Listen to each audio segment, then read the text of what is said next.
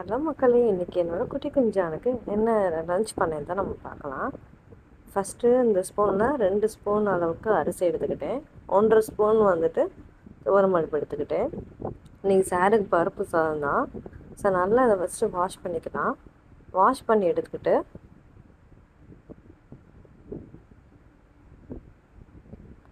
இப்போ இதோட சேர்த்து ஒரே ஒரு பல் பூண்டு மட்டும் நல்லா தட்டி இதோட சேர்த்து போட்டுக்கலாம். போட்டுட்டு கொஞ்சோண்டு ஜீரகம் வச்சுட்டு அதோடு சேர்த்து கொஞ்சம் தேவையான அளவு தண்ணி ஊற்றிக்கிறதுல நான் கொஞ்சம் அதிகமாகவே தான் ஊற்றுவேன். ஏன்னா நல்லா மசியணுன்றதுக்காண்டி நான் அதிகமாக ஊற்றி நிறையா விசில் வச்சு எடுப்பேன்.